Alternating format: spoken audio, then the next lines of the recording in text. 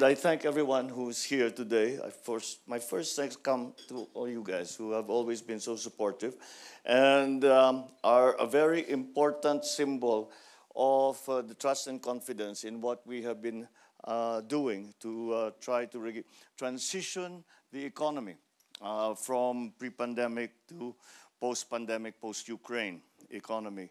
And a central part of that has always been my continuing reminder to people that we, the government, cannot do this alone.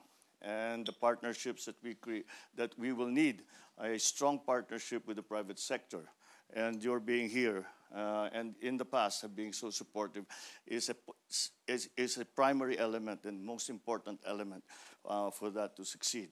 I'd like also to thank, of course, Mr. Chipman and Mr. Rahman for sharing your thoughts with us on really a rather intriguing question, which is perfect for the times. Will geopolitics finally kill off globalization? Well, it is something that really needs to be thought about because there are such contrary forces that we feel both in the geopolitical sphere, but also in the economic/trade sphere. Now, I think what happened, especially I'll use the Philippines as an example, is that what happened during the pandemic is that we were brought back with a hard thud to basics, and so we have decided that we have to strengthen our own local economy to be able to withstand shocks such as the pandemic, such as Ukraine, in the future. And there is an element, there is a tendency of protectionism in that, because we take care first of our own businesses. We take care first of our own industries. We take care first of our own economy.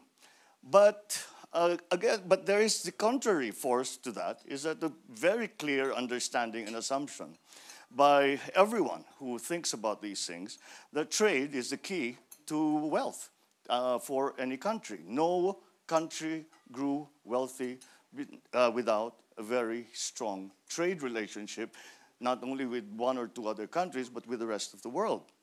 In terms of geopolitics, your remarks, Mr. Chipman, in that we all desire, especially, let us say, around the South China Sea, we all desire a more multipolar.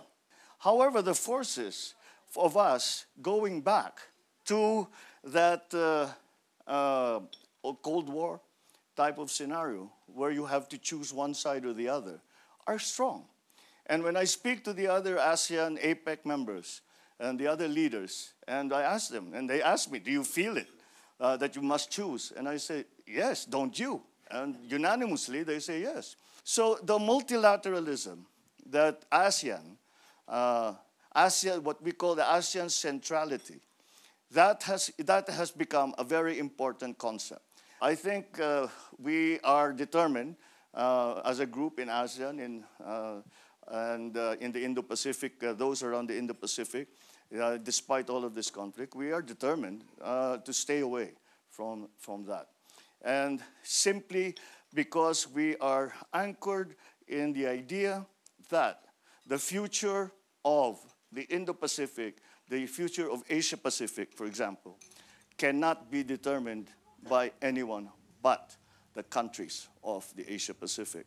And that removes us immediately from that idea that you must choose.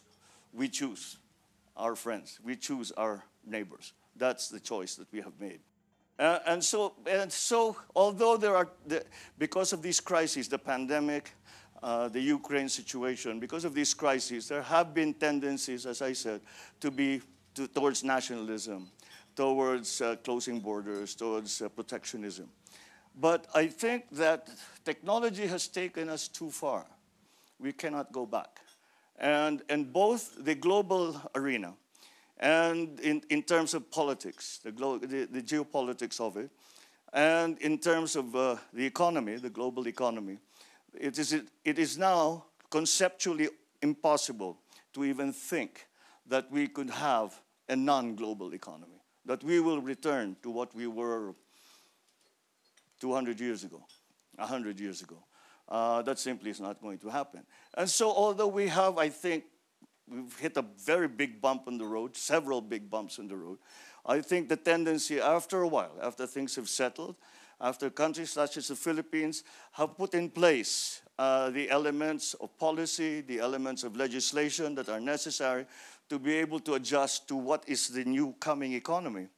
Once that is in place, I think that globalization will start, we will start to return to that tendency of globalization.